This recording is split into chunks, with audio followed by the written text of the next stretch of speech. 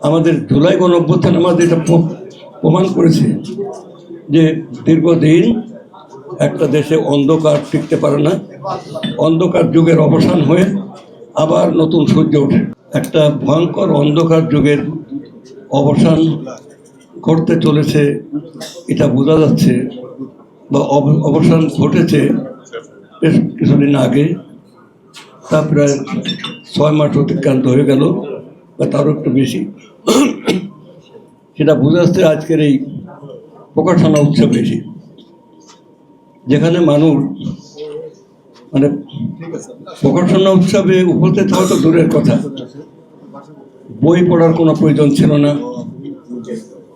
পরীক্ষার খাতায় লেখক আর না লেখক 98% পাস করাতে হবে, এটা ছিল সরকারি সিদ্ধান্ত।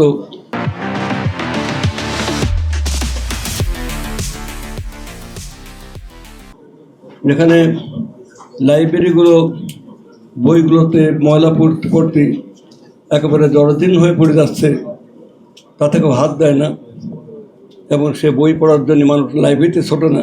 সুপরিকল্পিতভাবে যুব সমাজকে ধ্বংস করা হচ্ছে ভয়ঙ্কর মাদকদ্রব্য চালান দিয়ে। এখানে মাদকদ্রব্যে জড়িত কর্তা ব্যক্তিরা অনেকেই ছিলেন, এবং একটা জাতির জন্য নেশাগ্রস্ত হয়ে যাচ্ছে।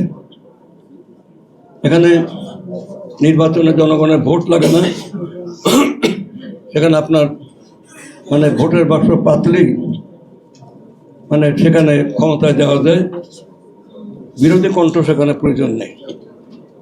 এরকম একটি অন্ধকার যুগ, আর্থিক প্রতিষ্ঠানগুলো সব ধ্বংস হয়ে গেল, সাংবিধানিক প্রতিষ্ঠান, রাষ্ট্রীয় প্রতিষ্ঠান তোলমার হয়ে গেল।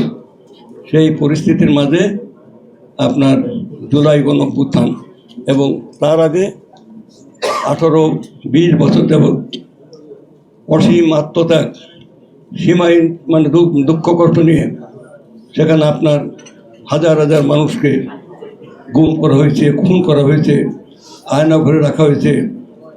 এবং সংবাদপত্র, এই যে আজকে সাংবাদিকরা মুক্ত কণ্ঠে কথা বলতে পারে, আজকে সাংবাদিকদের ভয়ের কোনো প্রয়োজন নাই। আজকে লেখকরা যা খুশি লিখতে পারবে, ছড়াকাররা ছড়া করতে পারবে। এই তো গণতন্ত্রের বৈশিষ্ট্য। এই বৈচিত্র্যে আমাদের মাননীয় প্রধানমন্ত্রী শহীদ জিয়ার, বেগম খালেদা জিয়ার সন্তান তারেক রহমান, তিনি সেইটাই করতে চান। তাই আমার মনে হচ্ছে আবার যেন একটা নবজাগরণের মতো সমাজের মানুষের ভাবনা জেগে উঠেছে।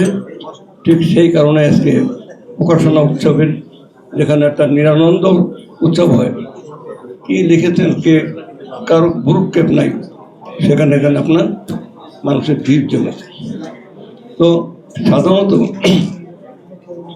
যখন ক্ষমতায় কারো থাকে, তখন তারা যদি এই ভাবনাটা নেয় যে সাংবাদিকরা শুধু আমার কথা বলবে, তারা শুধু গুণকীর্তন করবে, বাইরে বললেই তার টুপি টিপে ধরা হবে, লেখকরা যা লাগবে আমার কথা লাগবে, গবেষণা হবে আমাকে নিয়ে, আমার গোষ্ঠীকে নিয়ে, সে দেশে আর মানুষ টিকতে পারে না। কিন্তু আমাদের জুলাই গণঅভ্যুত্থান আমাদের এটা প্রমাণ করেছে যে দীর্ঘদিন একটা দেশে অন্ধকার টিকতে পারে না। অন্ধকার যুগের অবসান হয়ে আবার নতুন সূর্য ওঠে। তাই জুলাই গণঅভ্যুত্থানের এবং 18-20 বছরের সংগ্রামের, বিশেষ করে জুলাই গণঅভ্যুত্থানের সময় কেন এত বড় এত বড় পরিচালিত শক্তি, পরিচালিত বিচার ব্যবস্থা, যাকে খুশি তাকে হত্যা করা যায়, যাকে খুশি ফাঁসি দেওয়া যায়, এবং যাকে খুশি ক্রস ফায়ারে নেওয়া যায়, সেই জুলাই গণঅভ্যুত্থানের যে গভীরতা, তার যে ব্যাপকতা এবং তার যে তাৎপর্য, এইটা আমাদের অনুধাবন করতে হবে।